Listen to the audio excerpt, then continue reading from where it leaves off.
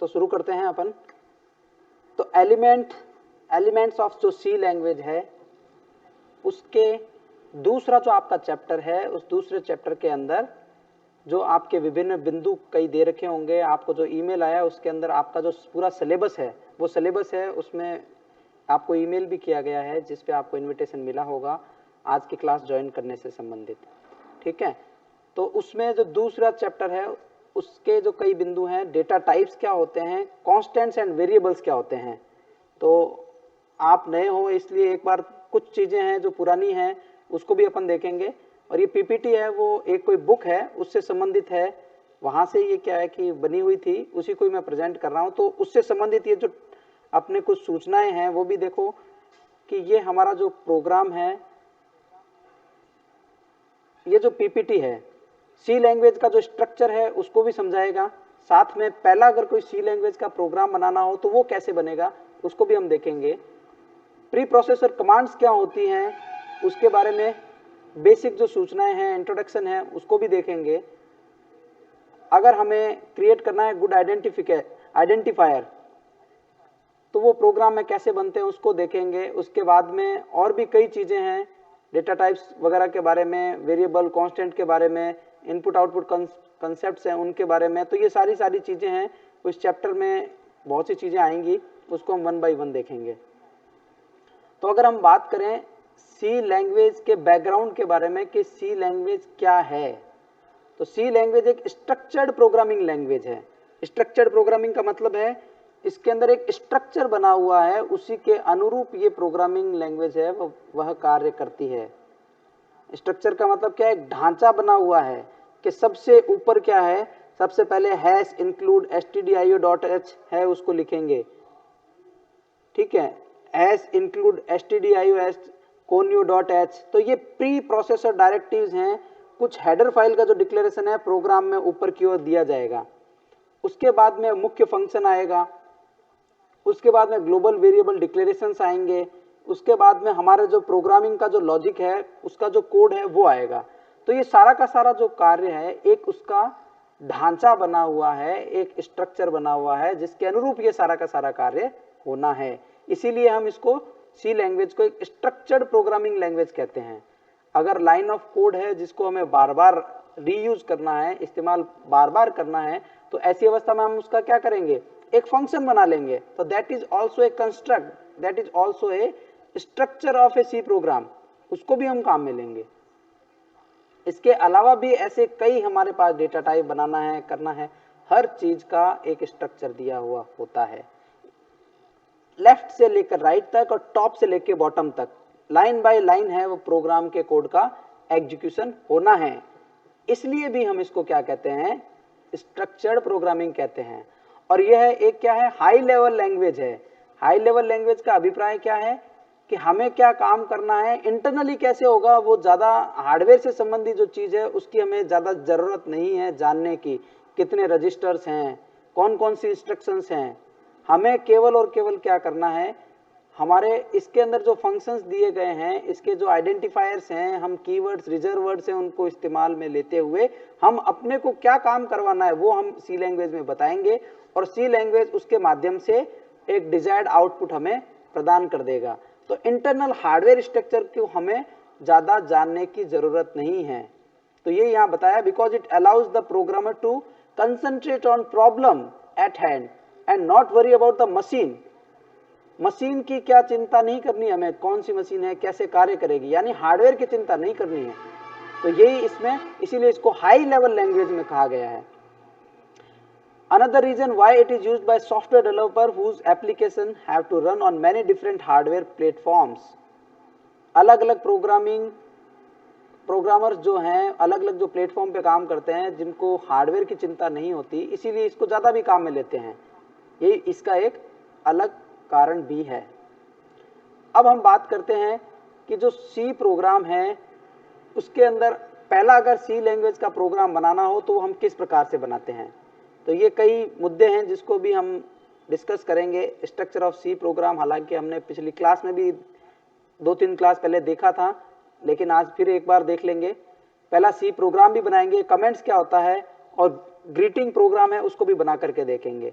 तो जैसा कि मैंने पहले बताया था, प्री प्रोसेसर डायरेक्टिव्स, डायरेक्टिव मतलब कुछ ऐसे निर्देश जो कि प्रोसेसर को दिया जाएगा, पहले से दिया जाएगा, प्रोग्राम को कंपाइल होने से पहले ही उसको कुछ निर्देश दिया जा रहा है। तो वो ऐसी जितनी भी प्री प्रोसेसर डायरेक्टिव्स हैं वो प्रोग्राम में सबसे ऊपर की ओर आएगी। उसके पश्चात है global variable declaration. Program global का मतलब है संपूर्ण प्रोग्राम में जिनका एक्सेस हमें मिलेगा, जिनको हम काम में ले पाएंगे, ऐसे समस्त वेरिएबल्स हैं उनका डिक्लेरेशन है, फंक्शंस हैं उनका जो डिक्लेरेशन है वो हमारे वॉइड मेन प्रोग्राम से ऊपर दिया जाएगा। तत्पश्चात ये इंट मेन और ब्रैकेट में वॉइड ये जो लिखा है ये बेसिकली इसका मुख्य कार्यकारी फलन है, मुख्य कार्यकारी फंक्शन है, वह आएगा। अब इसके अंदर कुछ इस मेन जो प्रोग्राम है उससे संबंधित जो वेरिएबल्स हैं उनका डिक्लेरेशन होगा, और चूंकि ये मेन प्रोग्राम से संबंधित वेरिएबल का डिक्लेरेशन है इसलिए इसको हम कह रहे हैं लोकल डिक्लेरेशंस। इस स्कोप के लिए जो कार्यकारी हमारे डिक्लेरेशंस हैं वो यहाँ पर आएंगे, जो यहाँ पे आपको यहाँ पे लोकल डिक्लेरेशन में यहाँ पर डिक्लेयर करना है। उसके पश्चात जो प्रोग्रामिंग लॉजिक है, जो प्रोग्राम का जो कोड रन होगा, जिस पर्पज के लिए हम सी लैंग्वेज का कोई प्रोग्राम बना रहे हैं, जो भी हमारी कोई गणितीय कोई समस्या है उसका समाधान करना है, कोई फाइनेंशियल कॉमर्शियल किसी भी संबंध से वैज्ञानिक कोई मान लो कोई प्रॉब्लम है, जिस भी कार्य के लिए हम हमारा सी लैंग्वेज का प्रोग्राम बना रहे हैं उससे संबंधित जो लाइन ऑफ कोड हैं, जो स्टेटमेंट्स हैं वो हमारे उसके पश्चात आएंगे। और उसके पश्चात ये जो ब्रेसेस है इससे इसको बंद कर दिया हमने, जो वॉइड मेन हमारा इंट मेन था इस मेन का, ये जो मंझला ब्रैकेट है ये हमारा स्कोप को बताता है, तो मेन से स्टार्ट और उसके पश्चात बंद। और भी यदि कोई फंक्शंस हैं यदि जरूरत हो तो उनका जो डिक्लेरेशन है वो अंत में आएगा।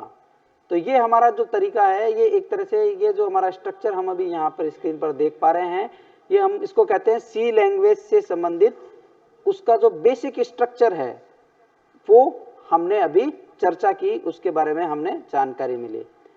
तो अब इसको और प्रोग्रामेटिकली और डायग्राम से हमने इसको अच्छे से समझने की कोशिश यहाँ पर कर रहे हैं कि हैश इंक्लूड stdio.h, तो जो हमने बताया था प्री प्रोसेसर डायरेक्टिव, तो ये जो प्री प्रोसेसर डायरेक्टिव है हैश इंक्लूड stdio.h, लगभग हर सी लैंग्वेज का हम जो प्रोग्राम बनाएंगे उनमें सब में ये हमें डायरेक्टिव्स लिखनी है, ठीक है।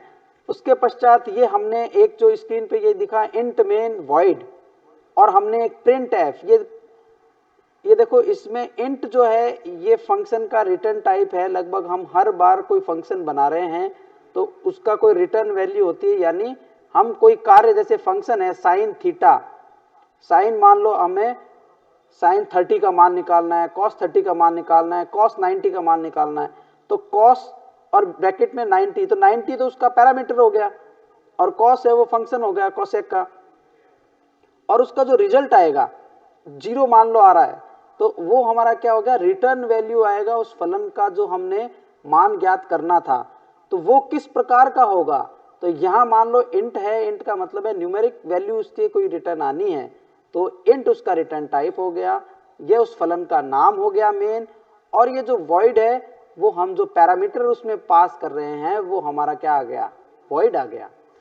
इस प्रकार से अगली जो लाइन है इसमें हमने ब्रैकेट मंझला ब्रैकेट स्टार्ट किया प्रिंट एफ, तो प्रिंट एफ इसका क्या है, हमारा जो stdio.h जो हमने प्री प्रोसेसर डायरेक्टिव काम में ली है, इंक्लूड हैश इंक्लूड, ये प्री प्रोसेसर डायरेक्टिव आ गया, और stdio.h क्या है, सी लैंग्वेज की एक हेडर फाइल है जिसके अंदर इनबिल्ट प्री डिफाइंड कुछ फंक्शंस हैं। वो फंक्शन जो कोई भी प्रोग्रामर है जब अपना कार्य करेगा उसको बार बार हार्डवेयर से अगर इंटरेक्ट करना है, कुछ सूचना हार्डवेयर पर भेजनी है या हार्डवेयर से कुछ सूचना लेनी है, ग्राफिक्स से रिलेटेड हो सकता है, मैथमेटिक्स से संबंधित कोई फॉर्मूले से रिलेटेड हो सकता है, तो ऐसे वह कार्य जो बार बार काम में लेने की जरूरत पड़ेगी, उनके कुछ लाइब्रेरीज बना रखी है, उनकी उन लाइब्रेरीज को हम इसमें कहते हैं हेडर फाइल्स है।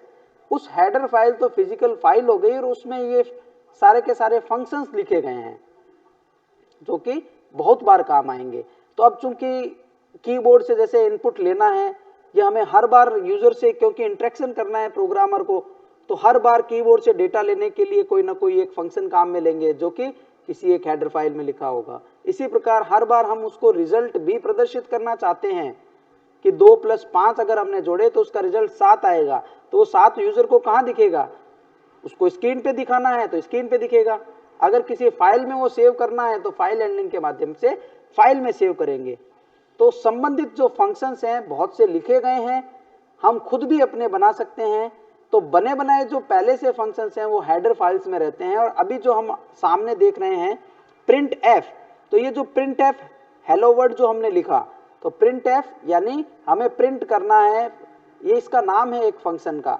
और ये क्या करता है, जो हमारा मॉनिटर है, हमारा लैपटॉप की स्क्रीन है, उसके ऊपर कोई रिजल्ट है उसको प्रदर्शित करेगा। और अभी हमने उसको क्या पास किया, हेलो वर्ड। तो ये हेलो वर्ड नाम की जो स्ट्रिंग है वह स्ट्रिंग मॉनिटर पर प्रदर्शित होगी। जैसा कि यहाँ राइट साइड में आपको मॉनिटर भी दिखाया गया है और उसमें दिखाया गया है कि दिखेगा सिर्फ हेलो वर्ड।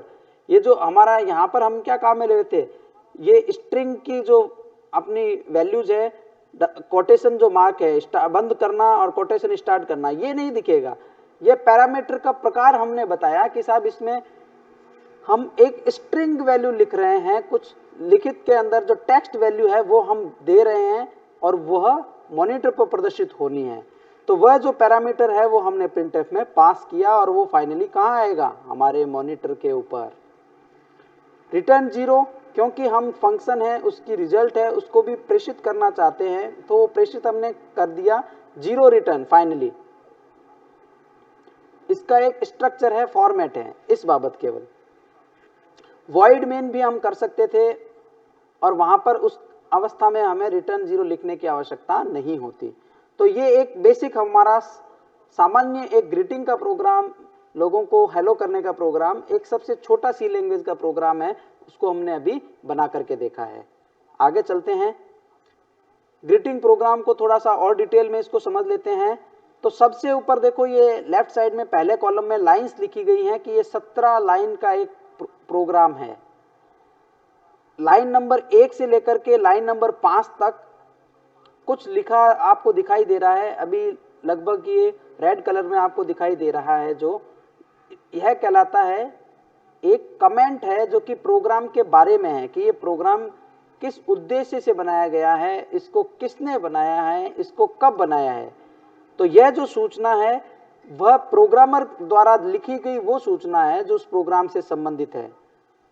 सॉफ्टवेयर इंडस्ट्री में एक बंदा है, वो कई समय तक काम करता है, उसके पश्चात में हो सकता है उसके स्थान पर कोई दूसरा व्यक्ति आए, वो छोड़ के कंपनी चला जाए, या वो उसकी पोजीशन है वो अपर पोजीशन में चला जाए, अभी डेवलपर है सीनियर डेवलपर बन जाए, टीम लीडर बन जाए। तो ऐसी अवस्था में वह कोड कब बनाया, किसने बनाया, किस पर्पज के लिए बनाया, वो सारी चीजें हैं हमें डॉक्यूमेंट करनी पड़ती है, उनको हम कहते हैं कि उसकी डॉक्यूमेंटेशन रखनी होती है।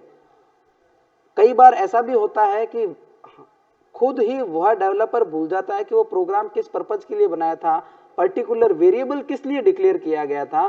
तो यह एक तरह से हम कह सकते हैं मेटा डेटा है। ये प्रोग्रामर को खुद को अपने आप को हेल्प करने के लिए कुछ डेटा है जिसको कमेंट के माध्यम से लिखा जाता है, ताकि कोई नया व्यक्ति आए वो भी समझ पाए, वो डेवलपर खुद भी समझ पाए कि ये काम क्या चल रहा है, किस संबंध में चल रहा है। तो यहाँ पे हमने ऊपर लिखा था greeting program, this program demonstrates some of the component of the simple C program. तो यही बेसिक जो सी प्रोग्राम है उसके विभिन्न कंपोनेंट को, अवयव को बताने के लिए, अवयवों को बताने के लिए है। और ये लिखा गया है, कोई भी नाम हो सकता है, किस तारीख को लिखा गया, कुछ सूचना है। तो एक तरह से सी लैंग्वेज का प्रोग्राम नहीं है, प्रोग्राम के बारे में कुछ सूचना है और ये एग्जीक्यूट नहीं होगा, इसका आउटपुट पर कोई रिजल्ट नहीं आएगा। रिजल्ट क्यों नहीं आएगा, क्योंकि जो लिखा गया है स्लैश स्टार और स्टार स्लैश, इसके बीच में जो लिखा जाता है वो कंपाइलर द्वारा एग्जीक्यूट नहीं किया जाता, संपादित नहीं किया जाता। वो केवल और केवल क्या है, सूचनार्थ है, सूचना देने के लिए है। तो इसलिए इसको हम बोलते हैं multi line comment. Multi line क्योंकि 1 नंबर लाइन से लेके 5 नंबर लाइन तक के बीच में जो भी होगा वह सूचना के लिए एग्जीक्यूट नहीं होगा, रन नहीं होगा ये प्रोग्राम में। और यह इसको हाइड करने के लिए प्रोग्राम से, इसलिए स्टार स्लैश, ये स्लैश स्टार और स्टार स्लैश के बीच में इसको लिखा गया है। 6 नंबर जो लाइन है, हैश इंक्लूड, ये हमारा लेस देन का साइन, stdio डॉट h और ग्रेटर देन का साइन। तो ये हमारा हमने हेडर फाइल को जोड़ने का एक सिंटैक्स है, लगभग हर बार हम लिखेंगे। और इसके अंदर हमने जो बात की stdio स्टैंडर्ड, IO मतलब इनपुट आउटपुट, जो मूल हमारे इनपुट आउटपुट हैं उससे संबंधित जो फंक्शन है इस हेडर फाइल में रहेंगे। और ये सारे हमने पहले देखे थे, इंट मेन और वॉइड, ये हमने एक फंक्शन जो उसका मुख्य कार्यकारी फंक्शन है, हर सी लैंग्वेज प्रोग्राम में इसका होना नितांत आवश्यक है, होगा ही होगा। फिर कुछ लोकल डिक्लेरेशन, कुछ स्टेटमेंट हमने यहाँ कुछ दिया नहीं है। स्टेटमेंट में पहला स्टेटमेंट है प्रिंट हेलो वर्ल्ड, जो हमने पिछली स्लाइड में भी देखा था, और रिटर्न 0। तो ये सी लैंग्वेज का जो बेसिक प्रोग्राम था इसको हमने अभी दोबारा डिस्कस किया है यहाँ पर। अब इसी का अलग अलग जो चीजें हैं उसको बताया गया। This is A block comment that covers 2 line, 2 line के लिए है। उसके बाद में ये मल्टी लाइन कमेंट है, opening token on the live. ये बेसिकली क्या है, एग्जाम्पल जो है एक दिया गया है ब्लॉक कमेंट के लिए या मल्टी लाइन कमेंट के लिए, ये हमने देख लिया है। और डबल स्लैश से अगर हम बात करें तो वो हमारा सिंगल लाइन कमेंट है, पार्शियल लाइन कमेंट, या इसको सिंगल लाइन कमेंट बोलते हैं। तो ये C++ में मेनली चलता है। a=5, this is a whole line comment. तो ऊपर ये जो लिखा है हमने उस केवल एक लाइन के लिए डबल स्लैश से, और स्लैश स्टार और स्टार स्लैश के बीच में मल्टी लाइन कमेंट। आगे चलते हैं। अब हम बात करते हैं सी लैंग्वेज के कुछ विभिन्न टाइप्स के बारे में, ठीक है।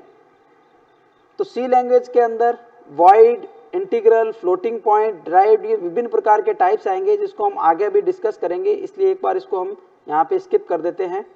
अब हम बात करते हैं सी लैंग्वेज के कुछ आइडेंटिफायर्स के बारे में। तो आइडेंटिफायर बेसिकली क्या है?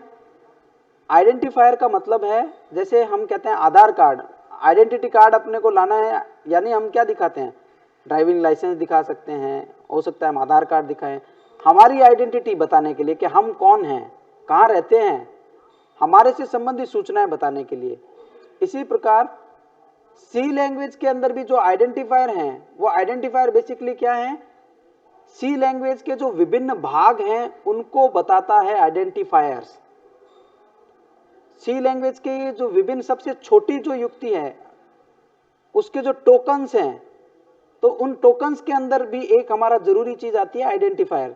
तो one feature present in all computer language is the identifier, उसको बताने के लिए। अब आइडेंटिफायर क्या करता है, allow us to name data and other object in program, अलग अलग जो सूचनाएं हैं उनका जो भाग है उनको बताने के लिए। Each identified object in computer stored in at unique address, तो जितने भी आइडेंटिफायर हैं वो एक विशेष मेमोरी लोकेशन जो है हमारे कंप्यूटर में वहां पर संचित होते हैं। अब उसके कुछ रूल्स हैं कि सी लैंग्वेज के अंदर आइडेंटिफायर जो हैं, जैसे अपना वेरिएबल है, जैसे आप गणित के अंदर भी पढ़ते हो कि साहब सिंपल अपने a² + b² + 2ab, तो a + b का होल स्क्वायर। तो ये अपना बेसिकली क्या है, a और b क्या है, यहाँ वेरिएबल हैं, a और b में कोई भी मान रखेंगे उसके हिसाब से ये वैल्यू का रिजल्ट निकल जाएगा। तो ये हमारे इनको बोलते हैं वेरिएबल या चर। तो अलग अलग कोई भी, जैसे ये वेरिएबल्स हैं, सी लैंग्वेज में भी अपन वेरिएबल्स का इस्तेमाल करेंगे तो वो भी क्या हो जाएंगे, उसके आइडेंटिफायर। तो उन आइडेंटिफायर का नाम क्या रखें, जैसे सी लैंग्वेज में हम एक कोई प्रोग्राम बनाएंगे कि सर्किल है, उसका क्या है कि हमें एरिया निकालना है, ठीक है, कोई रेक्टेंगल का एरिया निकालना है, तो उसके लिए सी लैंग्वेज का प्रोग्राम अगर बनाएंगे तो हमें जो भुजाएं हैं किसी रेक्टेंगल की, चतुर्भुज की, तो भुजाओं को देना होगा। तो दोनों जो भुजाएं हैं अगर राइट एंगल है तो उस कंडीशन में दोनों भुजाओं का ए और बी का मान देना पड़ेगा। तो वो ए और बी क्या हो जाएंगे, उस अवस्था में वो उसके वेरिएबल्स हो जाएंगे या उसके चर कहलाएंगे। इसी प्रकार अन्य कोई समस्या है, मान लो कोई पेंटागन है तो पेंटागन की भुजा देनी पड़ेगी, या अन्य कोई भी त्रिकोणमिति कोई अगर मान लो कोई मान निकालना है हमें, तो उससे संबंधित अलग अलग वेरिएबल्स हैं, उनको हम काम में लेंगे। तो सी लैंग्वेज में ये करना है तो उसके लिए कुछ वेरिएबल्स डिक्लेयर करने पड़ेंगे, और वेरिएबल को भी हम क्या कर रहे हैं कि एक कोई ना कोई आइडेंटिफायर है। फंक्शन बनाते हैं, वो भी एक आइडेंटिफायर हो सकता है। तो फर्स्ट अब उनके रूल्स क्या हैं, उनके नियम क्या हैं, नियम के बारे में हम चर्चा करते हैं। तो ये 4 रूल है, उसका अपने को ध्यान में रखना है। कोई भी आइडेंटिफायर जब हम सी लैंग्वेज के अंदर डिक्लेयर करेंगे, पहली चीज वो एक अल्फाबेटिक कैरेक्टर या अंडरस्कोर से प्रारंभ होना चाहिए। ठीक है, नाम जैसे अपन लिखेंगे, इसके कुछ एग्जाम्पल भी हम देखेंगे आगे।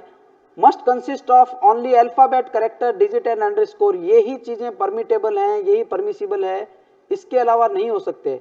यानी कैरेक्टर कौन से हो गए, छोटी एबीसीडी, बड़ी एबीसीडी, ए से लेकर जेड तक। ठीक है, इसी प्रकार डिजिट्स यानी 0 से लेकर 9 तक। शुरू हमेशा क्या होगा, कैरेक्टर से ही होगा, अल्फाबेटिक कैरेक्टर से ही होगा। ठीक है, या अंडरस्कोर से होगा। ये तो था पहला रूल। दूसरा क्या है, और दूसरी जो पोजीशन है यानी 2 से लेकर के 63 तक, तो उसमें क्या हो सकता है, डिजिट भी हो सकता है। यानी हम लिख सकते हैं A1, A2, A3। 1A नहीं लिख सकते, 1A करते ही वो इलीगल हो जाएगा। A1, A2, A3 ये हो सकते हैं। तो कैरेक्टर्स अल्फाबेटिक कैरेक्टर्स हो सकते हैं, डिजिट्स हो सकते हैं, या अंडरस्कोर हो सकता है। तीसरा रूल क्या है, first 63 characters of identifier are significant, वही सबसे ज्यादा महत्वपूर्ण है, वही सिग्निफिकेंट है। पहले 63 कैरेक्टर, बाद वाले हैं उसको वो इंटरनली स्टोर नहीं करता है। Can not duplicate a keyword, keyword C language के अंदर हमने पिछली क्लास में चर्चा किए थे, ऐसे वर्ड्स हैं जो कि जिनका मान पहले से सी के कंपाइलर में नियत है, बताया हुआ है। जैसे INT हमने अभी जो प्रोग्राम बनाया था उसमें भी काम में लिया था। तो INT इंट जो है ये इसके अंदर डेटा टाइप को बताने के लिए है। MAIN मेन, तो ये इसका फंक्शन है।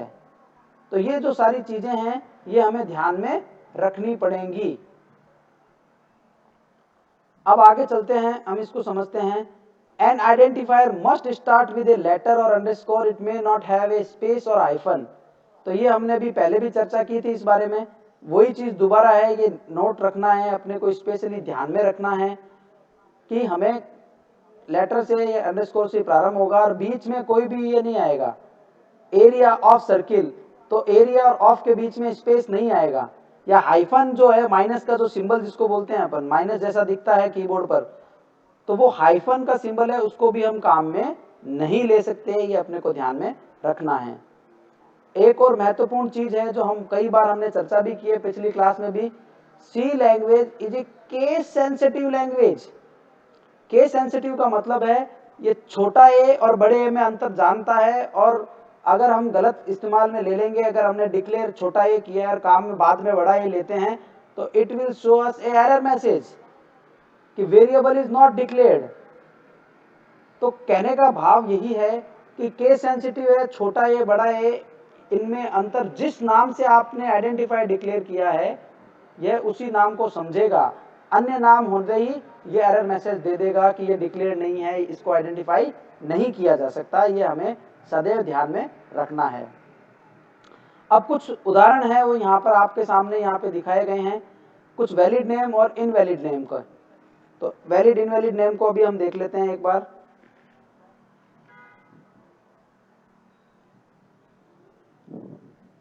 जैसे वैलिड आपके सामने नाम है ए, तो ये वैलिड तो है, लेकिन इसको अपन ये कहते हैं कि साहब ये बहुत छोटा नाम है। तो छोटे कंडीशन में अपने क्या है कि थोड़ा बड़ा रखना चाहिए, ये कहा जाता है, लेकिन कोई बात नहीं, वैलिड है फिर भी। और इनवैलिड नेम है, डॉलर से शुरू कर दिया यदि हमने, तो डॉलर से हम शुरू नहीं कर सकते। तो डॉलर से क्यों शुरू किया, हमें तो कैरेक्टर से स्टार्ट करना था, ये तो स्पेशल सिंबल था, स्पेशल सिंबल से करते ही ये इलीगल हो चुका है। उसी प्रकार अगला जो इसमें दिखाया एक इलीगल नेम टू नेम्स, इस नाम से अगर हमने कोई आइडेंटिफायर बना दिया टू नेम्स नाम से, तो वो भी क्या हो जाएगा, गलत हो जाएगा। क्यों गलत हो जाएगा, क्योंकि ये न्यूमेरिक वैल्यू से स्टार्ट हो रहा है, फर्स्ट कैरेक्टर इज डिजिट, ये रीजन भी लिखा है यहाँ पर। स्टूडेंट अंडरस्कोर नेम ये वैलिड है, अंडरस्कोर से स्टार्ट किया, ए से फिर सिस्टम नेम ये वैलिड है, अंडरस्कोर बूल से वैलिड है, इंट मिन है ये वैलिड है। ठीक है, कोई दिक्कत नहीं है इनमें।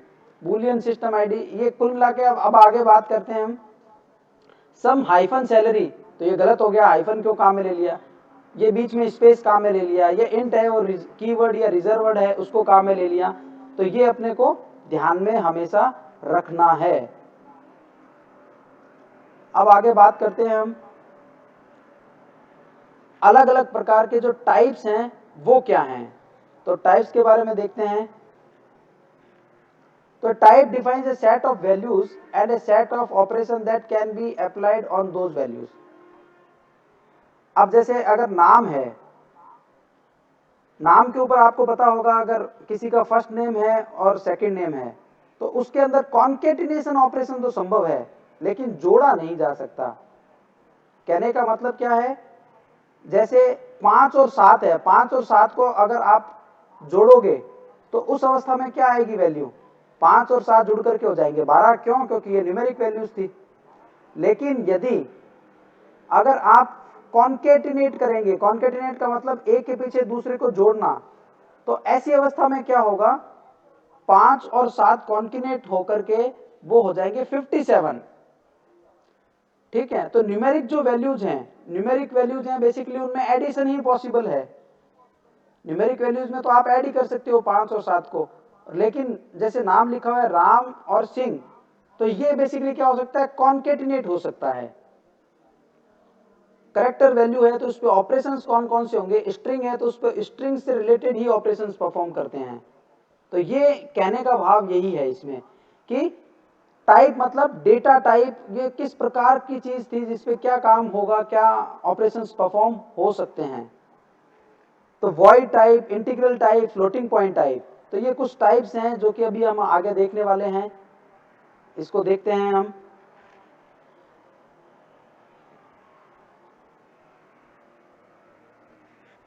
सी के अंदर कितने प्रकार के टाइप्स हैं, कुछ विशेष प्रकार के टाइप है, अभी देखो आपके सामने स्क्रीन पर प्रदर्शित हैं। वॉइड एक प्रकार था जिसका वास्तव में मतलब क्या है कि एक तरह से हमें कोई मतलब इसका है नहीं, वॉइड है ये, इसको यूज नहीं करना है, केवल बताने के लिए क्योंकि ये किसी प्रकार का नहीं है, यही बताने के लिए वॉइड टाइप होता है। इंटीग्रल का मतलब है जिसपे कुछ जोड़ा जा सके, न्यूमेरिक से रिलेटेड भी वैल्यूज हैं वो उसमें होती है। तो इंटीग्रल टाइप में बुलियन है उसको भी हम काम में लेते हैं, कैरेक्टर को काम में लेते हैं, इंटीजर को काम में लेते हैं। ये कुछ इंटीग्रल प्रकार के जो टाइप्स हैं जो सी लैंग्वेज में काम में लेंगे। अभी देखो बहुत ज्यादा थ्योरेटिकल ये लग रहा है, लेकिन प्रैक्टिकली जब हम काम करेंगे तो ये बहुत आसान लगेगा आपको। इसलिए क्या है कि एक बार कुछ पार्ट जो थ्योरी का है अगर शुरू करेंगे तब हम आगे प्रैक्टिकली इसको अच्छे से आगे बढ़ पाएंगे। इसी प्रकार फ्लोटिंग पॉइंट, जैसे सिंपल किसी की एज है उसको हमने 10 साल, 11 साल, 12 साल, तो ये जो है उसका एक तरह से पूर्णांक है, पूर्ण भाग है। लेकिन यही अगर हो 10 साल 6 महीने, तो यानी इसको अगर हम न्यूमेरिकली अगर बताना चाहें तो ये 10.5 है।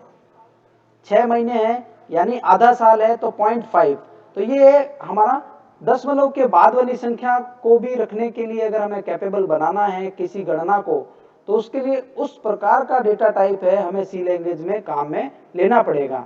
तो फ्लोटिंग पॉइंट उसी प्रकार के हमारे डेटा टाइप होते हैं जिसमें दशमलव के बाद वाली जो संख्याएं हैं उनको भी हम काम में ले पाए।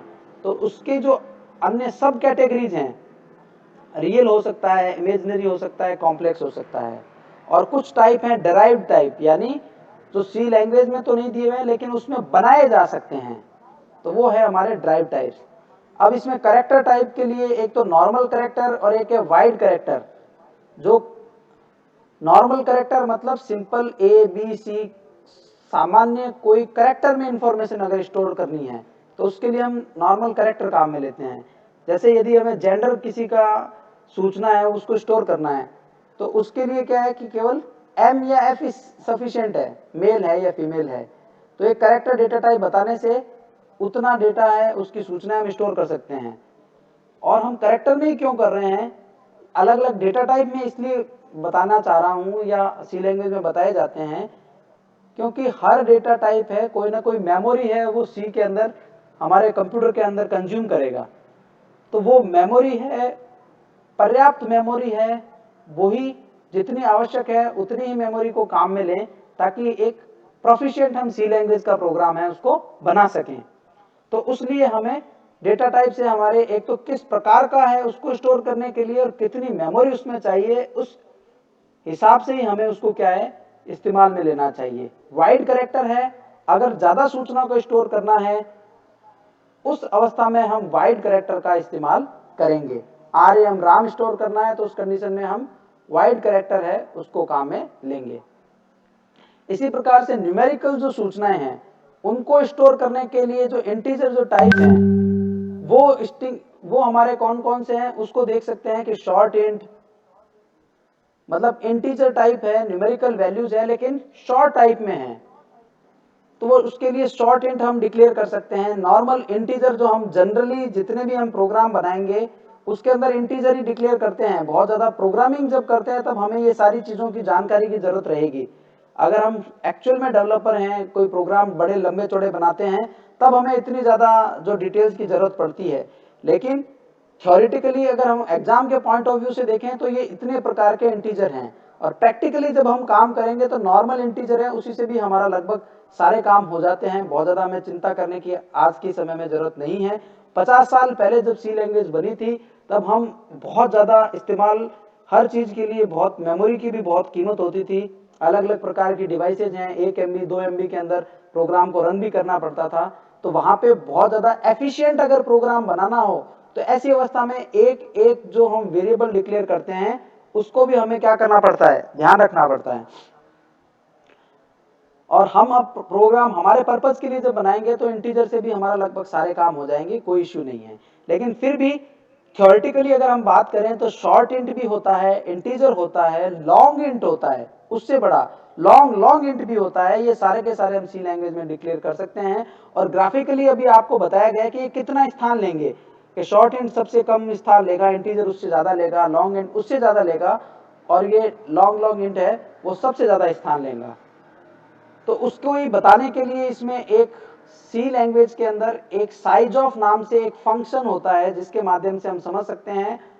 और नहीं तो सामान्य रूप से भी अगर हम समझना चाहें तो एक न्यूमेरिकल अपना ये शब्दों के रूप में भी बताया गया है इसमें, और मैथमेटिकल एक्सप्रेशन से भी बताया गया है कि जो शॉर्ट है साइज ऑफ मतलब इसका जो साइज है किसका, शॉर्ट का, वो लेस देन या इक्वल टू है साइज ऑफ इंट का, इससे कम ही होता है बेसिकली।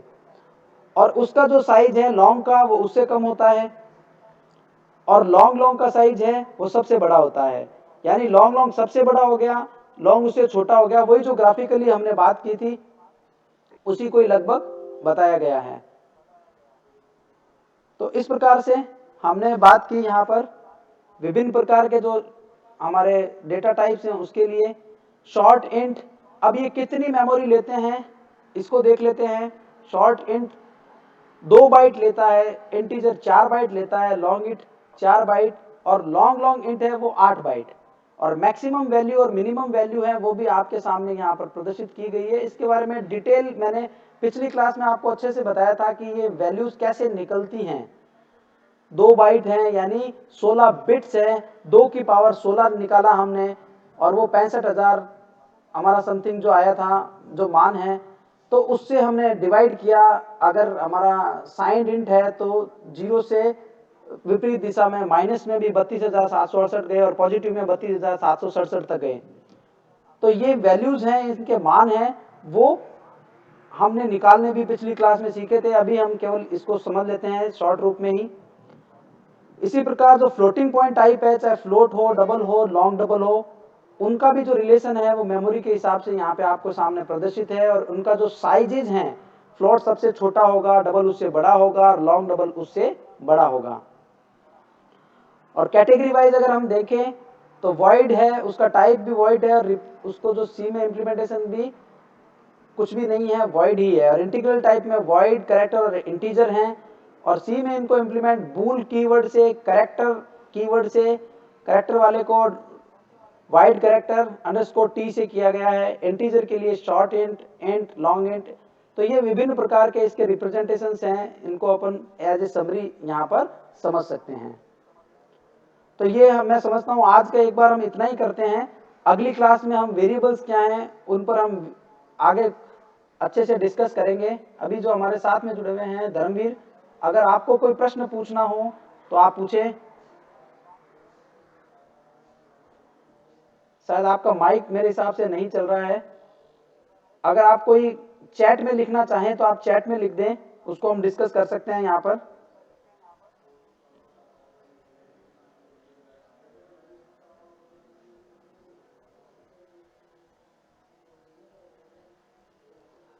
धर्मवीर कुछ पूछना चाहोगे आप?